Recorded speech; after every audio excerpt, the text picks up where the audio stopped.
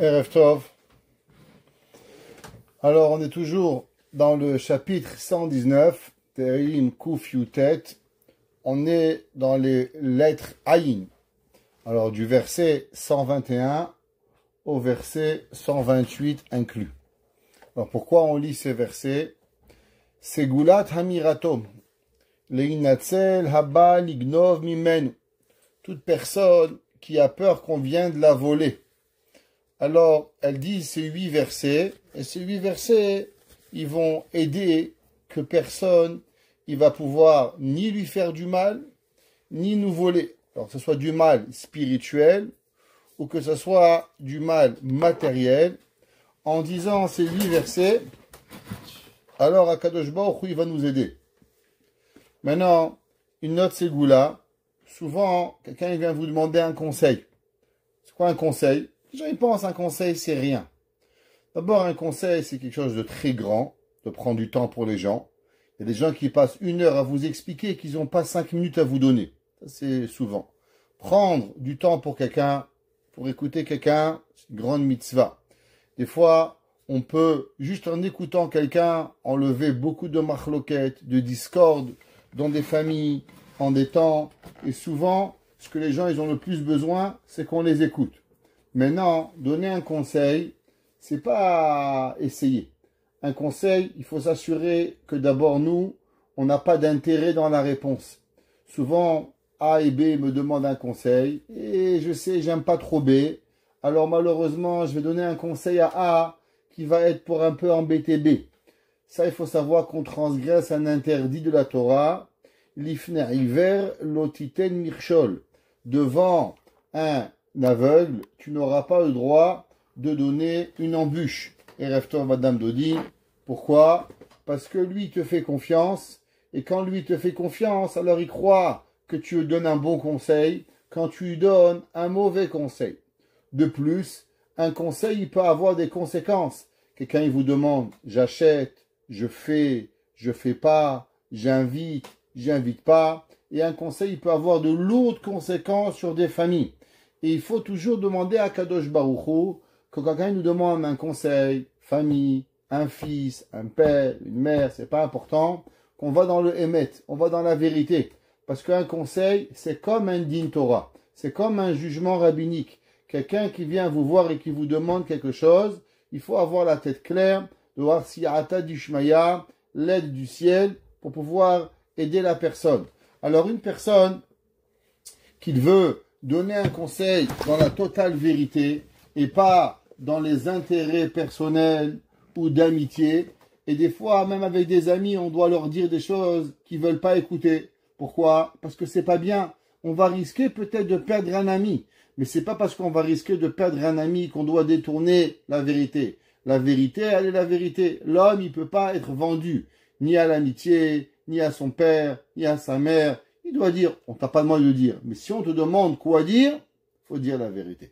Et comment trouver cette force de dire la vérité? Alors, en disant les 8 versets de 121 à 128 compris, alors avec ça, il peut avoir Siyata d'Ishmaya, l'aide du ciel, pour pouvoir dire et aider comme il peut. Pareil, un dayan, un rav, un juge, un directeur, un patron, qui doit faire et doit prendre une décision pour pouvoir faire cette décision éclairée qui disent ces 8 versets. David Amelech, il écrit dans le pasuk 121.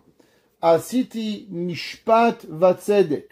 David Amelech, il dit, j'ai fait la justice et la vérité. Bal tanicheni leoshkai. Ne laisse pas mes ennemis me voler. Qu'est-ce que ça veut dire? Le Chida, Rabbi Chaim Yosef David Azoulay, grand maître du 18e siècle, Talmid Yorachaim Akadosh, il dit de quoi on parle? À cause que David Amelech, il était un homme juste. Vous savez que le roi David, c'était pas un roi où il s'amusait, il avait des fanfares. La Gemara dit que David Amelech, il passait ses journées à étudier et à faire le bien. Alors David Amelech, dans son Beth Din, quand des gens ils venaient le voir, il dit, Rabbi, voilà, le monsieur il m'a cassé, la madame elle m'a volé, le monsieur il m'a pris, je sais pas, il y avait des cours au Beth Din. Alors David Amelech, il disait d'abord, faut dire le digne. Le digne, il est, monsieur, tu dois payer, madame, tu dois payer. Maintenant, qu'est-ce qui se passait? Des fois, le deuxième parti, il pleurait, il dit, Rabbi, j'ai pas d'argent, vous me condamnez, j'ai 8 enfants, j'ai 10 enfants, j'ai un enfant, j'ai pas de travail. Comment vous voulez que je rembourse la dette que vous m'avez donnée? Alors, David Ameller, qu'est-ce qu'il disait? Si le digne, il est que le monsieur A, il doit recevoir son argent, mais de l'autre côté, monsieur B, il n'a pas de quoi. Alors, David Ameller, il prenait son chéquier et il remboursait la dette au premier. David Ameller, il disait, Mishpat vatzedek, je fais la justice. Monsieur A doit être payé. Mais non, monsieur B, il n'a pas de quoi payer. Alors j'ai fait du tzedek. J'ai fait la tzedaka. Il payait pour monsieur B. Maintenant, qu'est-ce qu'ils faisaient les gens mal intentionnés? Les gens mal intentionnés venaient, ils disaient, voilà, on va faire un coup. Qu'est-ce qu'on va faire un coup? Il y avait un gars, il était pauvre. Alors il allait voir son ami. Il dit, tu vas venir au Bédine, à la cour rabbinique, et tu vas dire que je t'ai cassé ta voiture, ta bicyclette, ton chameau, ton cheval, ton je sais pas quoi, et David Ameller, il va me condamner, et après je vais lui dire que j'ai pas d'argent, et je vais lui faire montrer mon compte en banque qui a $0. Alors David, il va te rembourser $1000, $2000. À la fin, on va partager moitié-moitié. Toi, tu prends 500, et moi, je prends 500. Alors les gens, ils essayaient de voler David Ameller, le roi David. David Ameller, il dit, Asiti mishpat vatzedek, du fait que moi, je veux faire la justice, et je veux faire la vérité, et je veux aider les gens, et je veux faire le chesed. Bal tanicheni le oshkai. S'il y a des gens qui viennent me voler, empêche-les. Moi, je peux pas savoir les mauvaises personnes, les mauvaises intentions des personnes. S'il te plaît, Akadosh Baruch Hu, protège-moi que ces personnes, ils n'ont pas de mauvaises intentions. Ça, c'est d'après le verset. Il y a encore deux explications sur ce verset. Alors, qu'est-ce que c'est Bal Tanichuni le Oshekai?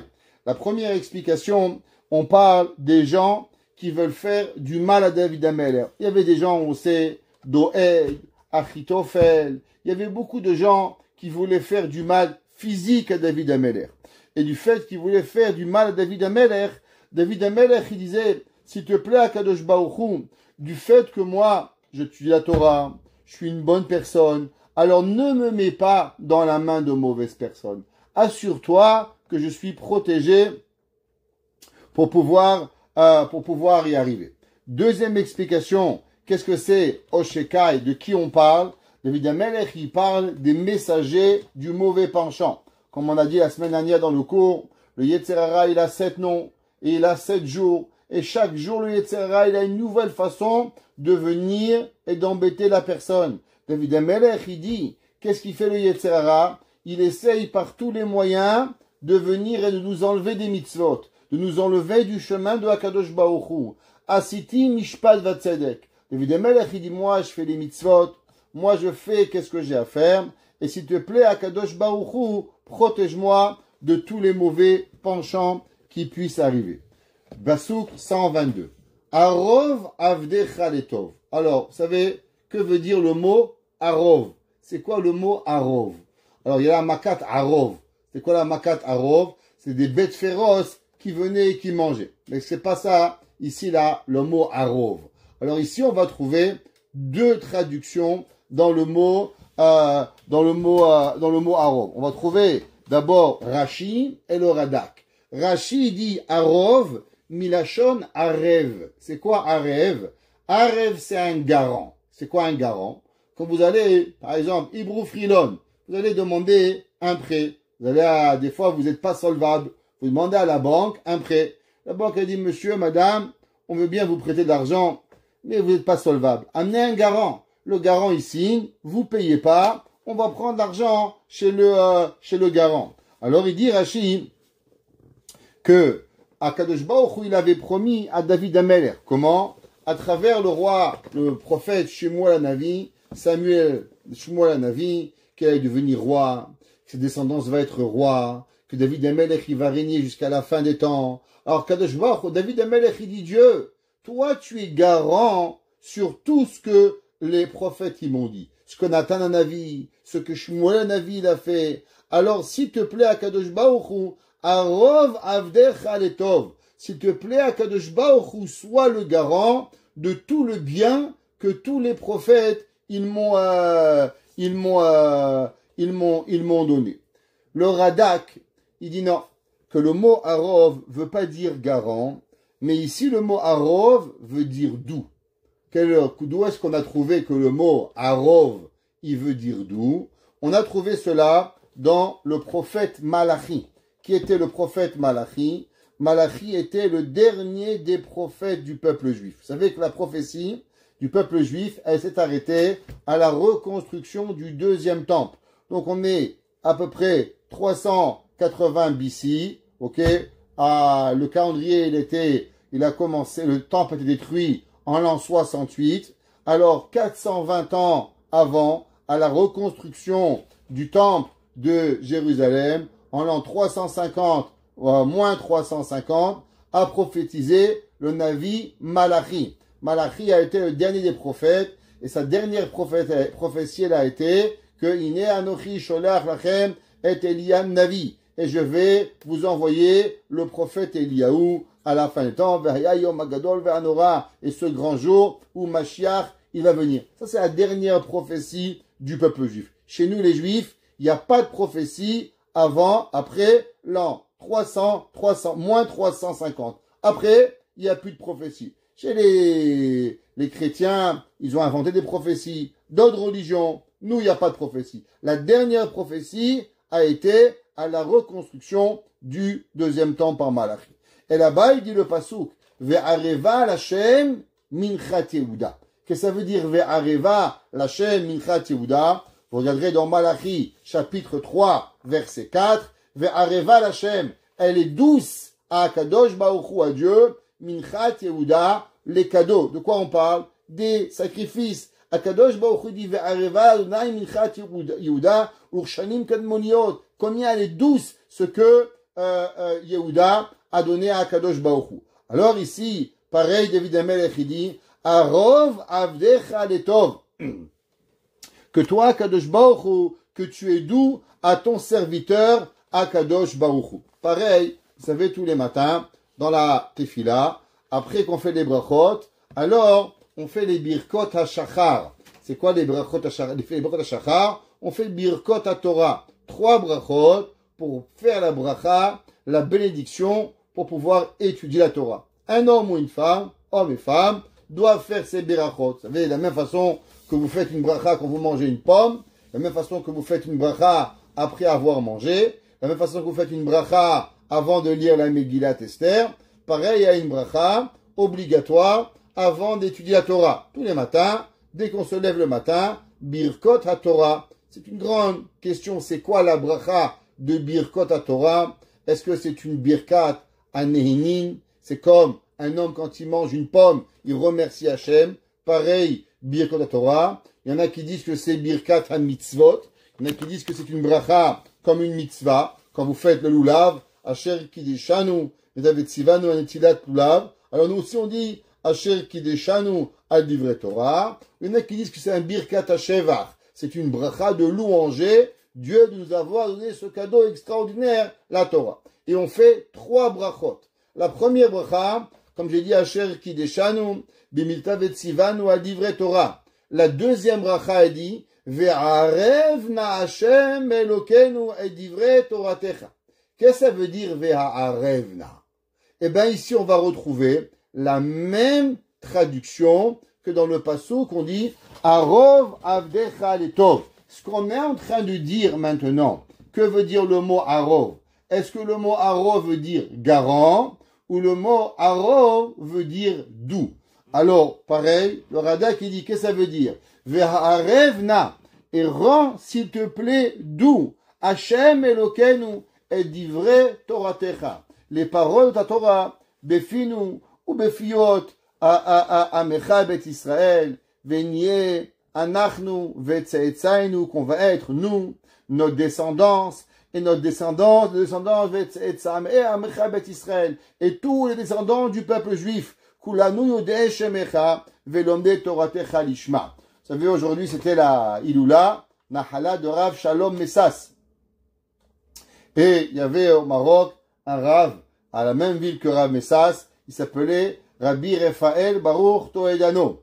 Et Rabbi Raphaël Baruch Toledano, il a mérité d'avoir des enfants dans la Torah, des petits-enfants dans la Torah, des arrière-petits-enfants dans la Torah. Aujourd'hui, quand vous dites le mot Toledano dans le monde, vous avez un passeport, généralement, d'un homme de Torah. C'est comme ça, c'est arrivé. Malgré que au Maroc, c'était pas, à l'époque, beaucoup des gens partaient dans les yeshivot ashkenaz.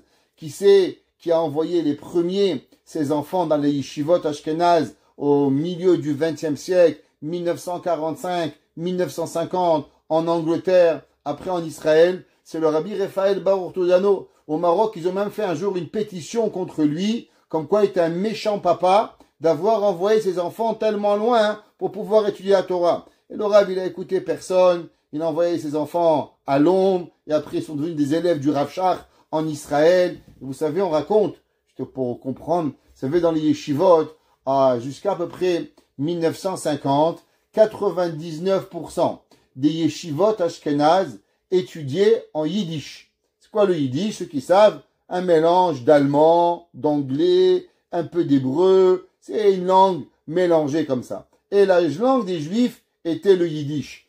Et on raconte un jour qu'il y avait le Chazonish. Le Chazonish, il était à Bnei Brak. Et on raconte qu'il était à Bnei Brak et il a vu là-bas 2 enfants étudier dehors. Alors, il a été écouté et il a vu comment ils étudiaient, avec quelle ferveur. Alors, il leur a dit, mais il n'y a pas un cours de Torah aujourd'hui à la yeshiva de Ponyovitch?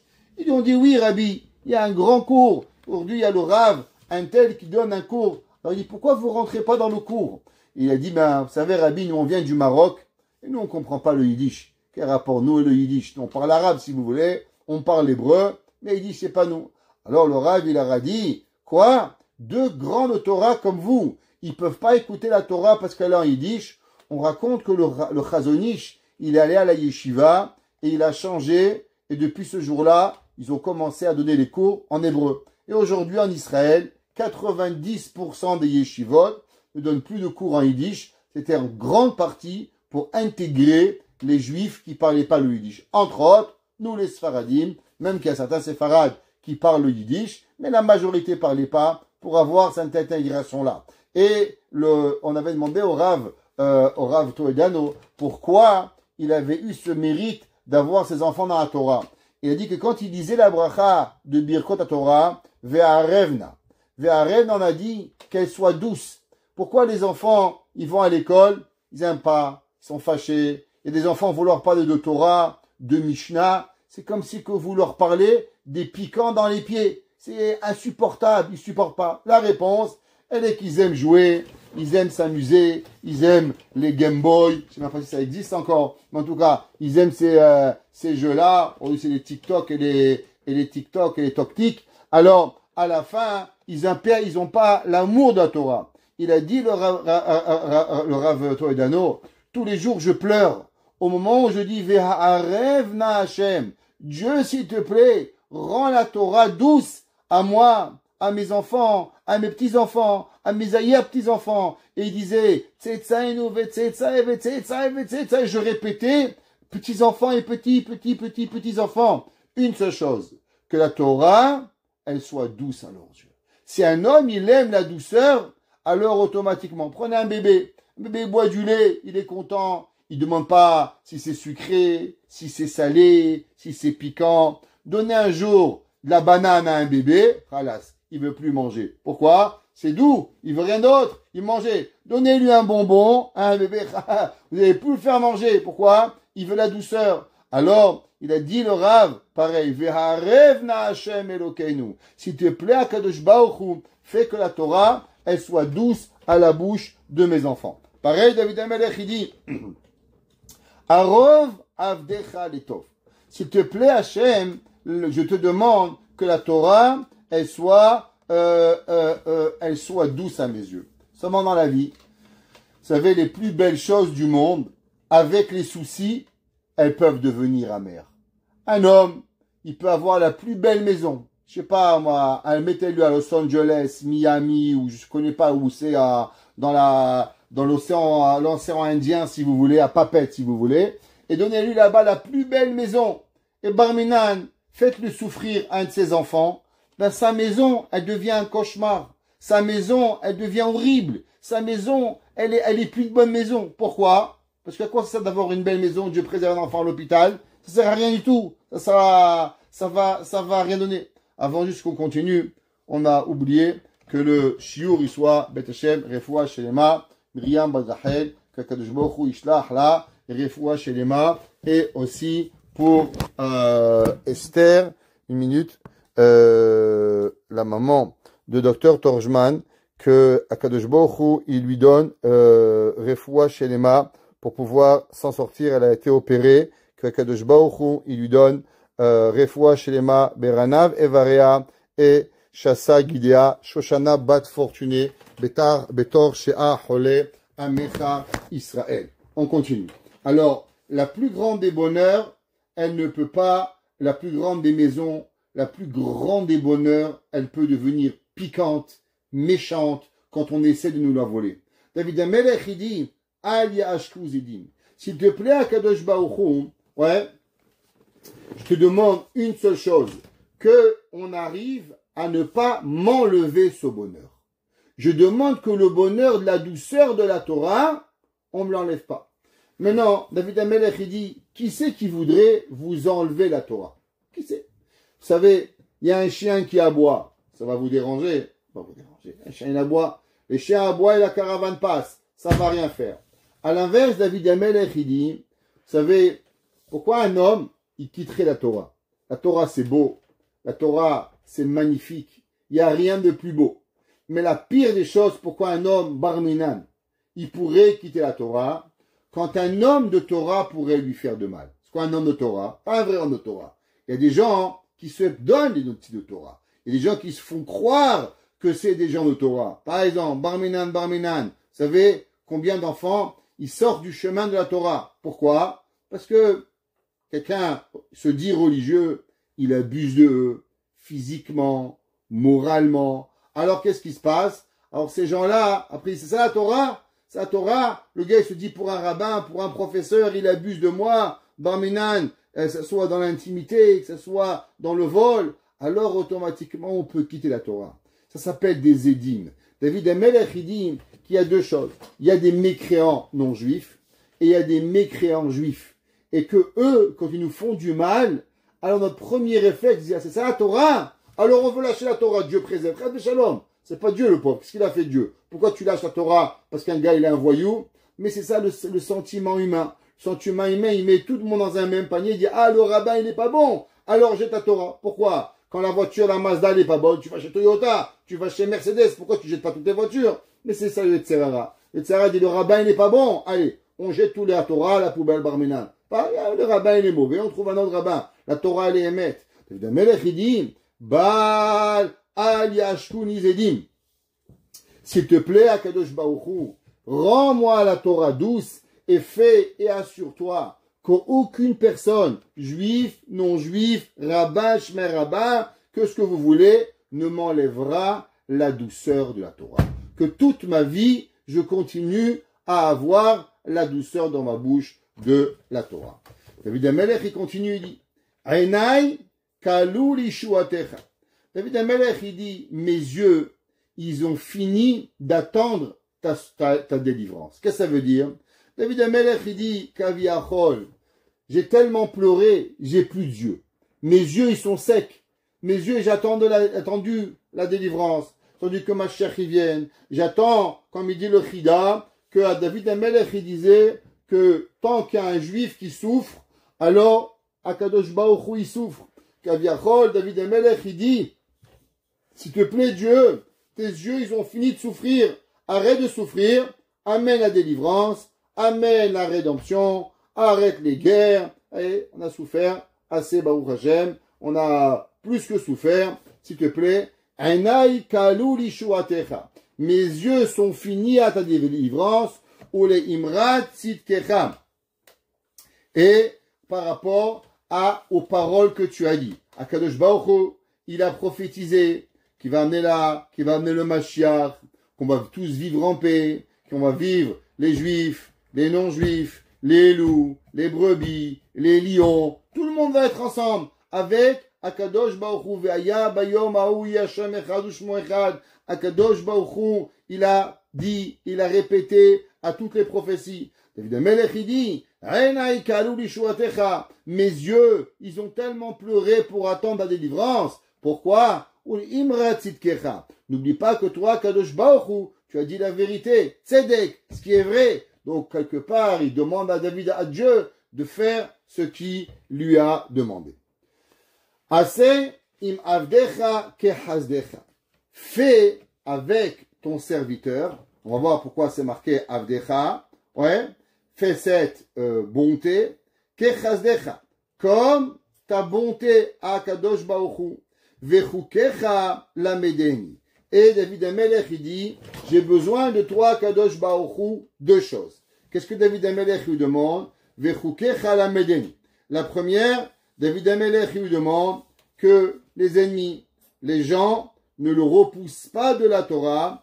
Et s'il te plaît, à David HaMelech lui demande que à Kadosh Baruch Hu, j'ai assez de compréhension dans ma tête et j'ai assez d'intelligence pour pouvoir arriver à comprendre la Torah. Parce que l'homme, il doit savoir, la Torah, elle n'est pas une science, et qu'il y a des gens très intelligents, comme on a ramené la semaine dernière dans le cours, avec Unkelus. Unkelus, il a dit à l'empereur romain, tous les gens du monde, et les plus grands sages du monde, ils n'ont jamais compris la Torah. Pourquoi? La Torah, elle appartient pas à ceux qui la font pas. L'homme qui veut comprendre la Torah, la première chose, c'est la soumission à la Torah. Plus tu te soumets à la Torah, et plus automatiquement, tu peux avoir la compréhension à la Torah. Mais l'homme qui ne se soumet pas à la Torah, alors automatiquement, il n'a pas. Prenez des grands philosophes, ils ont écrit des livres de grande philosophie, mais c'est intéressant. Vous savez, il n'y a jamais eu un goy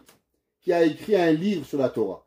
Il n'y a pas. Rashi, Tosfot, Nachmanide, Maïmonide. Pourquoi on n'a pas docteur, je sais pas quoi, qui a écrit un livre sur le Talmud? Ils ont écrit sur plusieurs choses. Le Coran, par exemple. Il y a des gens qui ont écrit des livres. C'est pas grave. Le Nouveau Testament, il y a des grands philosophes qui sont pas chrétiens, qui ont écrit des livres sur le Nouveau Testament. Pourquoi ils n'ont jamais fait un commentaire sur la Torah?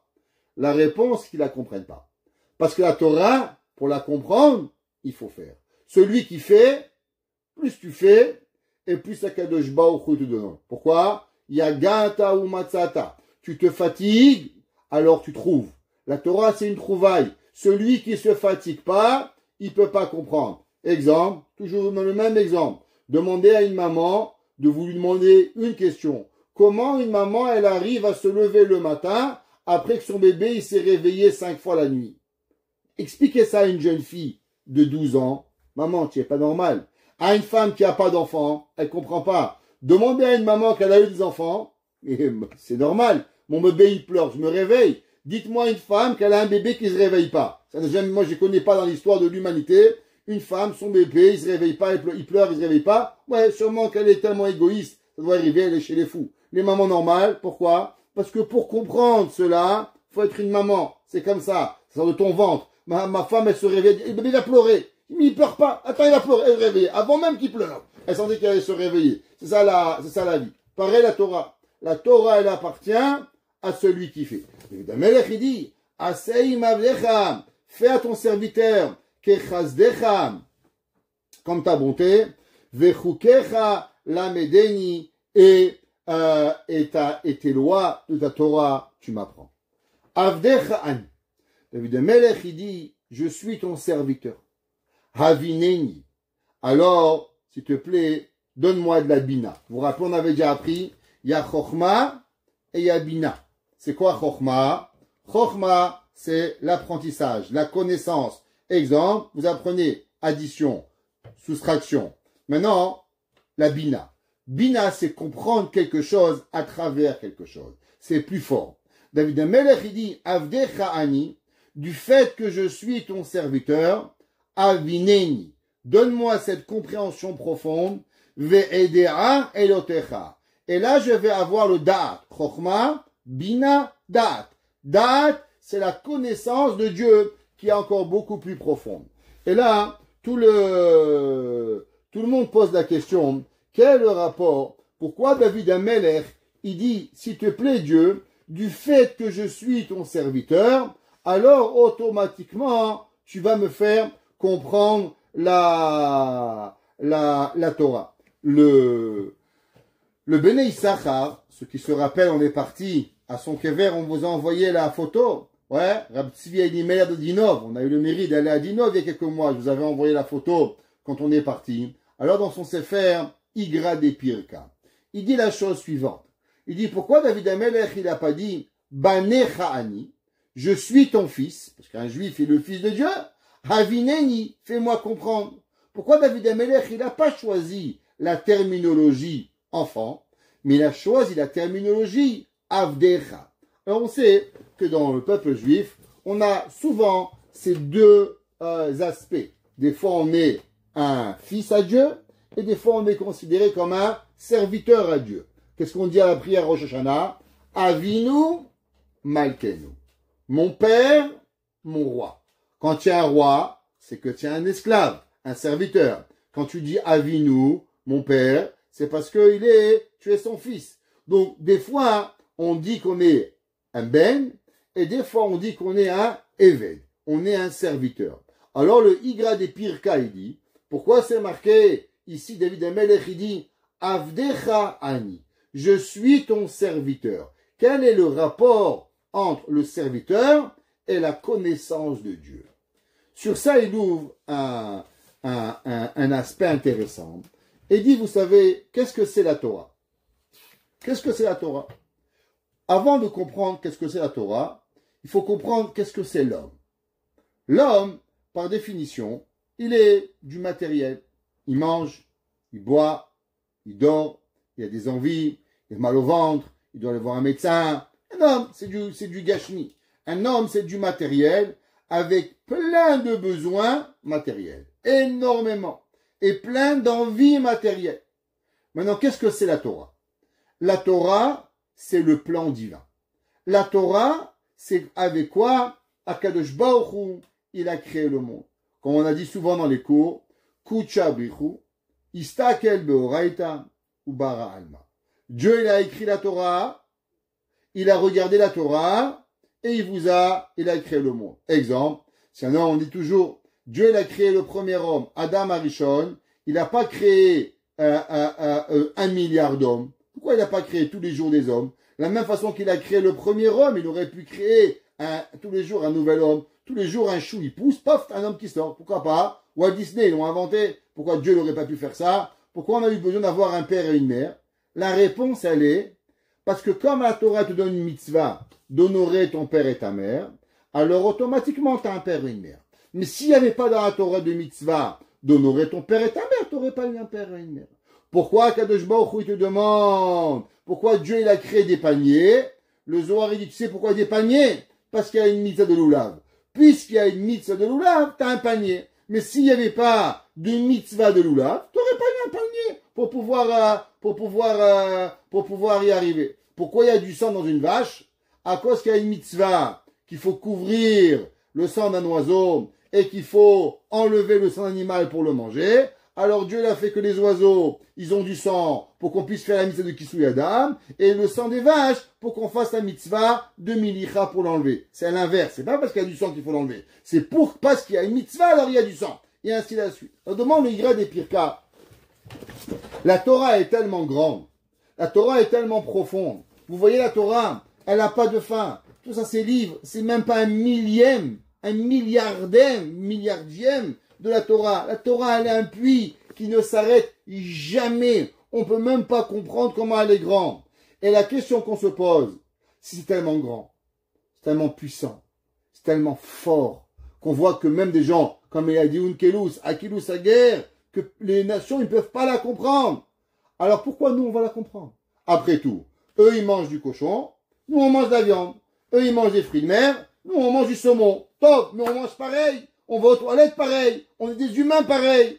Alors pourquoi l'homme, il peut même rêver un jour de pouvoir comprendre la Torah? Pourquoi l'homme, il peut comprendre avoir à comprendre la Torah. Il dit le Igra des Pirka, et pourquoi on n'a pas donné le terme fils? Alors il dit le Igra des Pirka la chose suivante. Quel est l'avantage d'un fils et quel est l'avantage d'un serviteur? Un fils, il est beaucoup plus libre qu'un serviteur. Un serviteur, il ne peut pas aller où il veut. Un serviteur, il doit rester à la maison, travailler, faire. Le fils, il est libre. Il veut faire A, veut faire B. On a tous des enfants. Et pourtant, nos enfants, ils ne sont pas toujours comme nous. Il y en a un, on voudrait qu'il devienne docteur, devenu plombier. L'autre, on aurait aimé qu'il devienne plombier, il est devenu avocat. Ouais, on ne sait pas ce que la vie, elle donne à chacun de nous. Les enfants, ils ont une liberté de faire ce qu'ils veulent. Alors, c'est quoi l'avantage d'un serviteur? L'avantage d'un serviteur, c'est que le serviteur, il est exactement ce que le maître, il veut.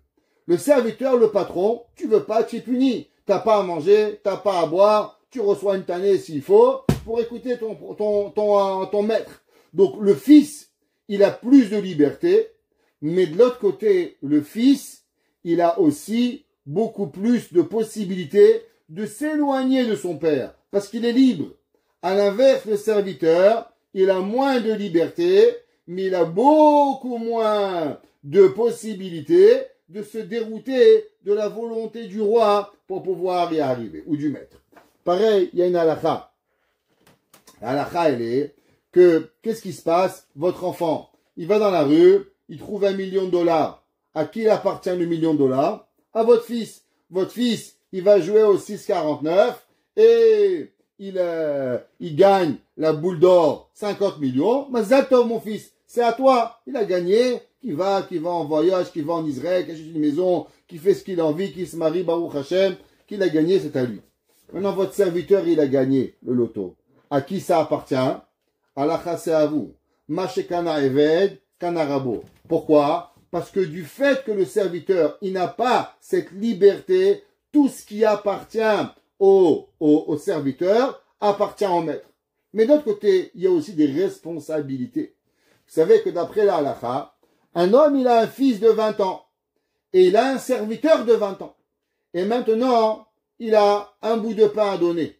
À qui doit le donner? À son fils ou à son serviteur? La halakha, elle est que le serviteur d'abord. Pourquoi? Parce que ton serviteur, il n'a pas de choix. Lui, il peut pas travailler. Il peut rien faire. En achetant un serviteur, tu t'es engagé à le nourrir. Et donc maintenant, si tu as un bout de pain, tu dois donner à ton serviteur. Parce que lui, il n'a pas où aller. Ton fils, il a qu'à aller travailler. Il a qu'à devenir ingénieur, docteur, plombier. Donc automatiquement, tu as plus de responsabilités dans certains points envers ton serviteur que tu as envers ton fils. Alors il dit le Igra des cas la chose suivante. Avdechani, moi, je suis pas ton fils. Moi, je suis ton serviteur. Et donc, tout ce que moi j'ai, ça provient de toi. Et le maître et le serviteur, ils ont une connexion beaucoup plus forte des fois que le fils. Pourquoi? À cause que le fils, il a la liberté de choisir. À l'inverse, l'esclave, il n'a pas de liberté. Tout ce que le maître il veut, alors le serviteur il doit faire. Et donc du fait que maintenant le serviteur il n'a pas de volonté, il est complètement soumis à son maître, alors le serviteur il comprend beaucoup plus des fois ce que le maître il veut que le fils il va vouloir. David Amelech il dit, tu sais pourquoi Avdechani, moi je suis un serviteur, alors j'ai pas de pensée, je suis connecté avec toi. Toi et moi, on est ensemble. On est comme si que je suis une partie de toi. Alors, Havineni, fais-moi comprendre, donne-moi cette connaissance. Ve'edea edotecha. Pourquoi? Je vais mériter à pouvoir comprendre la Torah. Parce que du fait que maintenant, on est tellement liés et que tu as une obligation envers moi et que Mashekana Eved, Kanarabo, et que tout ce que le maître il a, le serviteur il a, le maître il a, donc ils sont comme une seule unité, alors c'est pour cela que quoi? Hein? Que maintenant, on peut demander à Dieu de pouvoir comprendre la Torah. Notre âme, elle n'est pas seulement libre comme un enfant. Le corps, il est comme un enfant. Le corps, il a un choix de manger, de boire, de râler, de faire ce qu'il veut. Mais l'âme, elle est soumise à Dieu. et elle appartient entièrement à Dieu. Et donc, puisqu'elle a cette soumission à Dieu, donc Dieu, il est obligé de la nourrir. Alors, qu'est-ce que Dieu la nourrit? Bien sûr, là, elle n'a pas ni de banane, ni de chocolat, ni de sushi. Donc, qu'est-ce qu'elle a besoin? Elle a besoin de Torah ou Maasim Tovim. Torah et bonne action. Alors, du fait que je suis ton serviteur, Avineni ve'eda edotecha, alors automatiquement, on va pouvoir comprendre la Torah. Le prochain verset, il a fait couler énormément d'encre. Et l'un des versets qui est la base moderne, la base de la Torah moderne. Sans ce verset, vous et moi aujourd'hui, on ne serait pas là. S'il n'y avait pas le prochain verset, vous et moi, on ne serait pas Shomer Shabbat aujourd'hui. La seule raison pourquoi on a pu donner la perdition du peuple juif aujourd'hui, ça n'est seulement grâce au prochain verset, verset 126. Et je vais le lire. Un des versets les plus importants de l'histoire du peuple juif. Et la asot. C'est le moment de faire pour Dieu Haferu Toratecha. Alors, on va blasphémer la Torah, on va enlever la Torah. C'est la traduction de du verset. Comment lire ce verset? Alors, il y a plusieurs explications. La Gemara dans Masechet Berachot, la Gemara dans Talmud Brachot, page 63a, elle dit que ce verset, il se lit du début à la fin, et il se lit aussi de la fin au début. Et qu'est-ce qu'elle dit la Gemara? La Gemara, elle dit que ça veut dire que Haferu Toratecha. D'abord, on va commencer à comprendre que quoi? Que quand est-ce que la personne, il doit enlever la Torah. Alors, je vais expliquer. Dans la Torah, il y a 613 mitzvot. Maintenant, qu'est-ce qui se passe quand il y a des moments où une des mitzvahs, elle doit être enlevée? Pourquoi? Pour pouvoir donner à Dieu un kavod. Exemple, à l'époque du prophète Élie, le Eliyahu Hanavi, le peuple juif, il y avait le roi Achav, il y avait sa femme Isabelle, qui étaient malheureusement des grands idolâtres. À qui? À l'idolâtrie Baal. À l'époque, je ne sais pas si vous avez déjà vu, en Irak, il y a un temple énorme. Allez un jour sur Internet, cliquez, le temple de Baal. Vous allez voir, monstrueux. Qu'est-ce qu'il y avait comme Avodazara? Les gens venaient du monde entier pour servir Baal. Le roi Achav était complètement addicté à la Avodazara. Le peuple juif, malheureusement, avait détourné, en tout cas les 10 tribus, à part Yehuda et Binyamin, les 10 tribus étaient partis de Dieu et ne voulaient même plus écouter Dieu. On était même à l'époque où être rabbin, c'était être un pestiféré coupable de mort. La reine Isabelle, dès qu'il y avait un rabbin, le lendemain elle était pendue. Elle pendait tous les rabbins, elle leur coupait la tête. Une femme juive, Barminan, mais elle haïssait la Torah. Elle haïssait les rabbins. Dès qu'elle voyait un rabbin, elle le pendait. C'est comme ça. Dangereux d'être rabbin à l'époque. Vous êtes gentil aujourd'hui, vous ne pendez pas, vous venez à les cours. C'est sympa. Baruch Hashem, merci Dieu. Mais à l'époque, c'est dangereux. Alors, il y avait le prophète Élie. Eliyahu Hanavi, il a donné une famine pendant 3 ans pour que les gens ils puissent faire teshuva. Mais ils n'ont pas compris, les gens. Au bout de 3 ans, les gens mouraient. Dieu, il a dit à Eliyahu Hanavi, fais quelque chose. Tu es le prophète Élie. Va sauver le peuple juif. On va ouvrir une parenthèse. Vous savez qu'avant qu'il y avait un temple à Jérusalem, alors il était permis à tous les gens, dans leur quartier, dans leur maison, de créer un autel et de faire un sacrifice. Par exemple, ta femme, elle a accouché un enfant, tu crées un autel dans ton jardin, t'amènes une vache, t'amènes un Kohen, tac, tu fais la shechita à Kadosh Baruch Hu pour Dieu et tu amènes un korban. À partir du moment où on a eu le Beth Amikdash, le temple, il est formellement interdit d'apporter aucun sacrifice en dehors du Beth Amikdash. Celui qui amène un sacrifice en dehors du temple, il est chayav karet. Manger à Kippour, manger du pain à Pessah, c'est pareil, la même avéra, Dieu préserve. C'est une des raisons que beaucoup des rabbins, à l'époque du XVe siècle, étaient très fâchés sur la coutume des caparotes. Pourquoi étaient fâchés à des caparotes? Parce que ça ressemblait à un corban. Ils avaient tellement peur que les gens pensent que les caparotes c'est un corban, et si c'est un corban, c'est chayav karet. Alors ils avaient interdit les caparotes. Entre le Shulchan Aruch, Rabbi Yosef Karo interdit les caparotes de le faire. Et la raison pourquoi nous on fait les caparotes sur un poulet, à cause que le poulet ne peut pas être amené au temple. De façon à ce qu'on comprend bien qu'une capara n'est pas un sacrifice. Il y a des sacrifices. Et ça c'est réservé au Beth Amikdash. Et les corbanotes au Beth Amikdash, nous n'amenons pas un corban. C'est assour un corban. Chayav karet d'apporter. Alors, vous savez que le prophète Eliyahu Hanavi, il a réuni tous les prophètes de Baal, tous, sur où? Sur le mont Carmel. Et là-bas, sur le mont Carmel, il a amené 2 vaches identiques. Et il leur a dit aux prophètes, prenez une des vaches, amenez-la en sacrifice, appelez votre Dieu, et demandez à votre Dieu Baal qu'il fasse descendre du feu de la montagne. Tout le monde connaît, la vache, elle voulait même pas y aller. Eliyahu leur a donné la vache. Et à la fin, ils ont pleuré, crié, hurlé. On avait fait un cours sur ça déjà. Et bien sûr, qu'est-ce qui est arrivé? Ni feu, ni fumée, rien du tout. Rien n'est arrivé.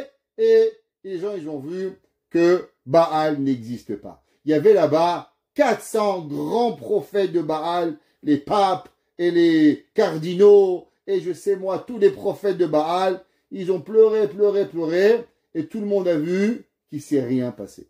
Eliyahu Hanavi, il a pris une vache, il a sacrifié la vache, il a mis de l'eau autour de la vache, et il a dit 3 mots. Aneni, Hashem, Aneni. Dieu, réponds-moi. Hashem, réponds-moi. Hashem ou Elohim. Hashem ou Elohim. Dieu, c'est lui, Hashem. Hashem, c'est lui, Dieu. Et du feu, il est venu du ciel, et il a brûlé le sacrifice, et il a fait évaporer toute l'eau. Et tout le monde a vu qu'il n'y a pas de Baal, il n'y a rien de tout ça. Et Hashem, c'est la vérité. Ce jour-là, le peuple, il s'est rebellé, et il a vu qu'il n'y avait pas de divinité Baal, et ils ont tué 400 cardinaux, 400 prophètes de Baal, ils leur ont coupé la tête. Eux, ils ont tué 400 rabbins, on a tué 400 cardinaux, on les a tous tués, Baruch Hashem, on a fait Teshuvah, et l'histoire s'est arrêtée là. La question, elle est, comment c'est possible que Eliyahu Hanavi, il a transgressé la Torah? Il a amené un sacrifice sur le mont Carmel. Apporter un sacrifice sur le mont Carmel, c'est complètement assourd. Celui qui amène un sacrifice en dehors de Jérusalem, il est Chayav Mita. Alors, Monsieur Lafontaine, il a inventé une fable. C'est quoi la fable? La fable, elle dit la fin détermine les moyens. Oui, mais ça, c'est chez Lafontaine, pas dans la Torah. On ne peut pas dire, moi, je vais voler et je vais faire du chesed. Rabbin des bois, ça n'existe pas. Robin des bois, ça existe. Pas rabbin des bois. On n'a pas le droit de voler pour faire du chesed. Alors pourquoi Eliyahu Hanavi, il a eu le droit de transgresser la Torah? La réponse, elle est qu'il y a des moments dans la vie où certains géants, aujourd'hui on n'a plus le droit, mais ils avaient le droit d'enlever une mitzvah momentanée pour pouvoir permettre à Akadosh Baruch Hu de régner. Exemple, permettre le sacrifice sur le mont Carmel, prouver la véracité de Dieu et ramener tout le peuple juif à la Teshuvah. Et la Asot, la Shem, il y a des moments qu'on doit faire pour Dieu. Haferu Toratecha, on doit enlever la Torah. Ça veut dire qu'il y a une mitzvah qu'elle doit partir pour Akadosh Baruch Hu. Ça, c'est la traduction du verset. Pareil, vous savez que dans la Torah, il y a 2 Torot. Vous savez, on raconte la blague. Dieu, il est venu sur le mont Sinaï, il a dit aux Juifs, vous voulez la Torah? Il a dit oui. Il lui a dit, combien ça coûte? Il a dit, c'est gratuit. Donne-moi en 2.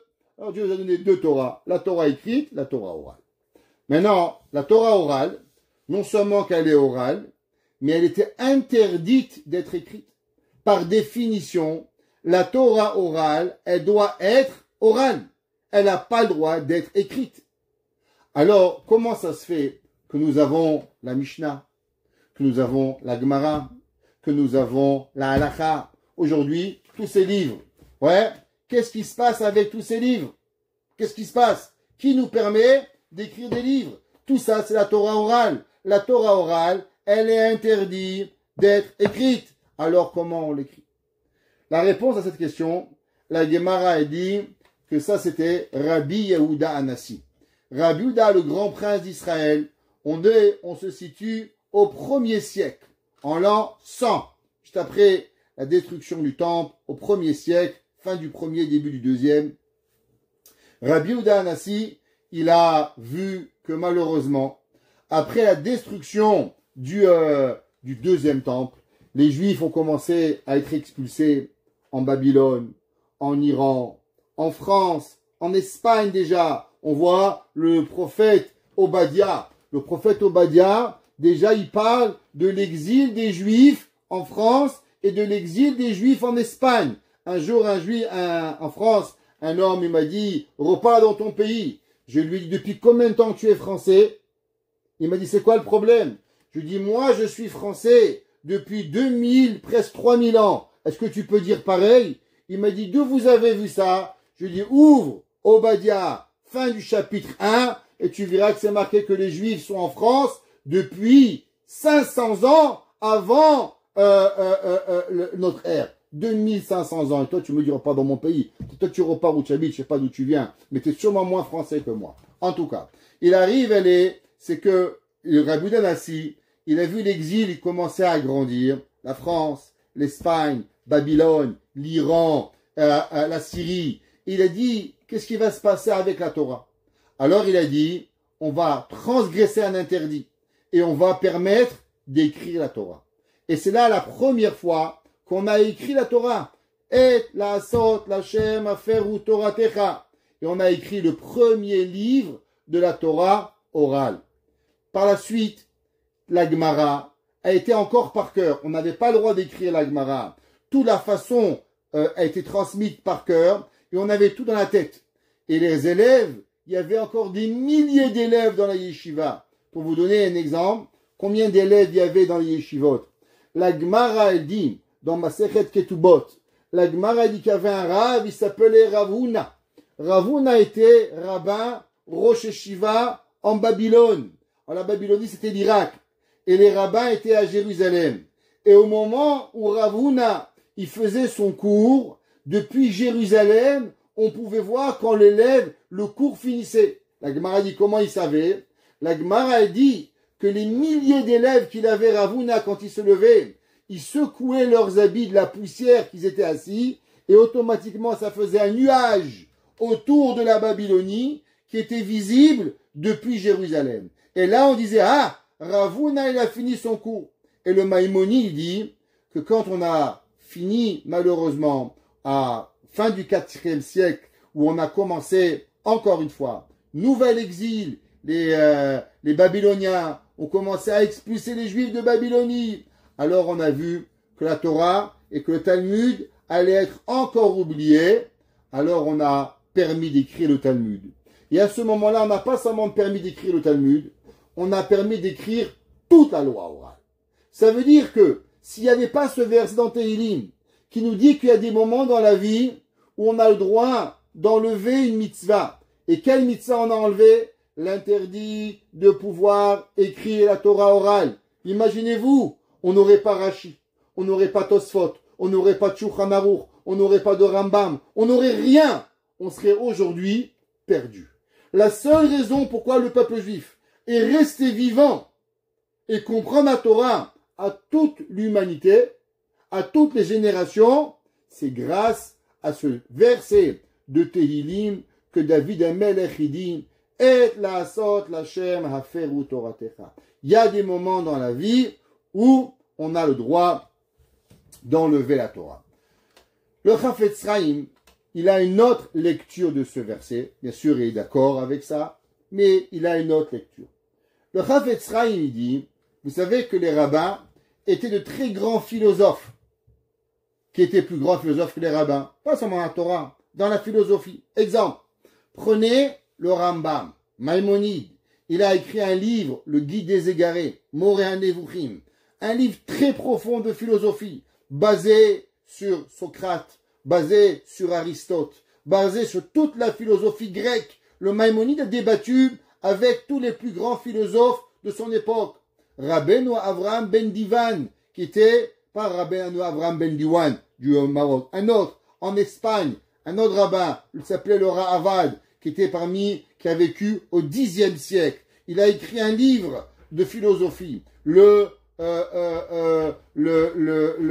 Rabbeinu Behaye ben Pekouda, le Kuzari, au IXe siècle, a écrit des livres de philosophie pour défendre la Torah. Nachmanide va combattre la chrétienté et le christianisme contre le christianisme. Il va le défendre au XIIe siècle en Espagne. Il va même écrire ce qu'on appelle le Victoire du Ramban, prouver au roi d'Espagne que le christianisme est complètement faux, et il va gagner le débat, le Ramban, mais malheureusement, il va devoir être expulsé d'Espagne, tellement il va ridiculiser le pontife espagnol et le pape de l'époque. Il va leur faire montrer comme quoi ils n'ont rien compris, ni à leur religion, ni à la Torah, ni à la philosophie, et ils vont être complètement éradiqués de l'histoire. Le Chafetz Chaim, il dit, pourquoi aujourd'hui, quand il y a des problèmes, alors on n'écrit pas des livres? Pourquoi on ne va pas débattre avec les gens? Le Chafetz Chaim, il dit, pour comprendre ce que je vais vous dire, je vais vous raconter une histoire. Il y avait un jour, dans la ville de Vilna, un homme qui était un maskil. C'était quoi un maskil? Un maskil, c'était un philosophe. Alors, c'était des gens que, principalement, ils essayaient, par tous les moyens, de encourager les gens à lâcher la Torah. Alors, ils faisaient des cours de philosophie pour pouvoir expliquer pourquoi on n'a plus besoin de Torah, pourquoi maintenant on peut faire tout ce qu'on veut sans Torah. Alors, un jour, le rabbin, ce grand philosophe, il cherchait un successeur. Alors il a écrit une affiche, on recherche un successeur au rabbin, des rabbins réformés. À l'époque, ça s'appelait la Haskala. Alors veuillez se présenter au bureau du rabbin, que le rabbin, il va voir si le prochain successeur, il vaut la peine de lui reprendre sa place. Alors bien sûr, ces juifs-là étaient des juifs, des anciens rabbins, des anciens religieux, qui devenaient Mechalel Shabbat, et ainsi de suite. Alors c'était le jour du Shabbat, le rabbin, il recevait les gens. Il y a un jeune, d'une 20 ans, 25 ans, il est arrivé au bureau du rabbin, et malheureusement, Dieu préserve, ce rabbin, il fumait Shabbat. C'était pas un vrai rabbin, vous comprenez, c'était un rabbin réformé, là, au début de la réforme. Alors, il fumait Shabbat. Ce jeune-là, il est arrivé dans le bureau, et comme il a vu le rabbin qui fumait, il a aussi, lui aussi, sorti une cigarette, et il a dit, quel plaisir de pouvoir fumer avec un monsieur le jour du Shabbat sans se faire embêter. Le rabbin des réformés, il s'est levé, il lui a mis une paire de claques et il dort de mon bureau. Il dit, mais je ne comprends pas, vous fumez, pourquoi je ne peux pas fumer? Il dit, parce que toi tu fumes, pas parce que tu rejettes Dieu. Tu fumes parce que tu as envie de fumer, tu n'as rien compris à notre idée. Toi tu as cru que le réformé, c'est seulement une façon de lâcher Dieu. Chez nous, c'est une idéologie. Un homme qui veut juste lâcher Dieu, ça ne m'intéresse pas. Ça veut dire quoi? Il dit le Chafetz Chaim, il y avait deux genres de personnes avec qui n'étaient pas religieux. Il y avait des gens, malheureusement, ils se perdaient dans leurs pensées. Alors le Rambam, le Kuzari, Rabbeinu Avraham ben Divan, tous ces grands-là ont écrit des livres philosophiques pour leur donner une contrepartie et leur donner une philosophie juive. Un homme, il peut se perdre, Barminan. Mais il y a des gens que eux, c'est pas ça qu'ils veulent. Tu pourras leur prouver A plus B plus C plus D plus E. Ça change rien. Comme il y avait un jour un rabbin, il disait à un monsieur, il dit, tu n'es pas un apicoros, tu es un amaretz. Tu n'es pas un homme qui réfléchit, qui a lâché Dieu. Tu es seulement un homme qui sait rien. Tu es un nul.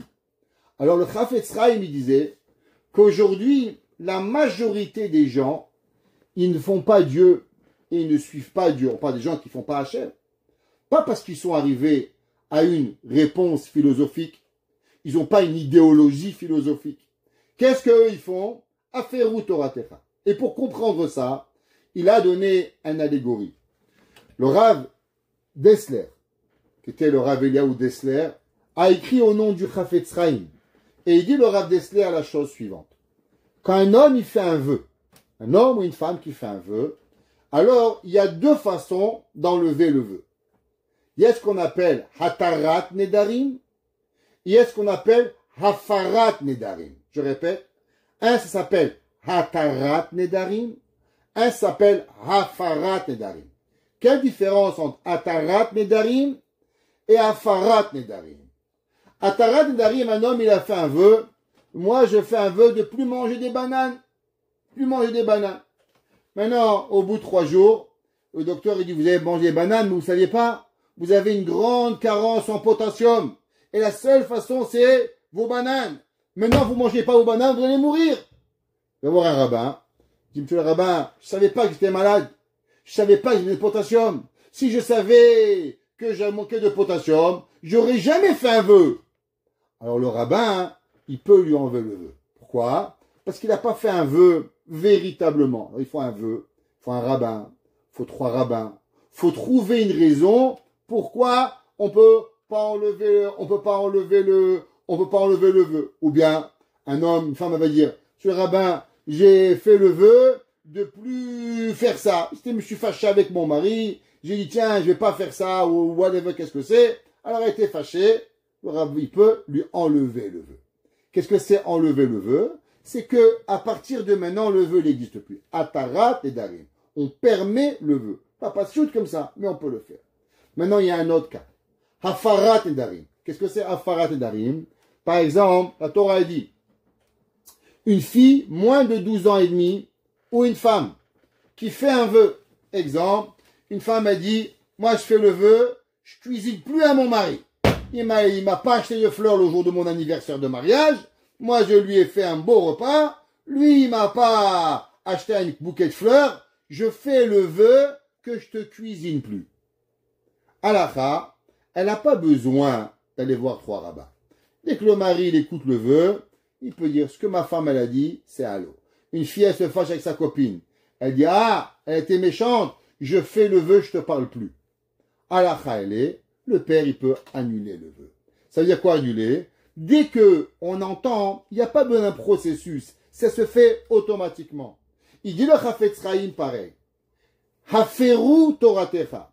Ici, les gens, ils n'ont pas été matir la Torah. C'est quoi matir? On trouve, on pense la Torah, c'est permis. Il y a pas longtemps, malheureusement, un ancien ami à moi de la yeshiva, qui est devenu grand rabbin des réformés. Dieu préserve. Grand rabbin des réformés. Qu'est-ce qu'on va faire avec lui? On prie pour lui qu'Hachem le ramène à Teshuvah. Et qu'est-ce qu'il écrit dans son site? Qu'ils font tout à l'orthodoxie. Comment tu peux être réformé et être orthodoxe? C'est un pléonasme.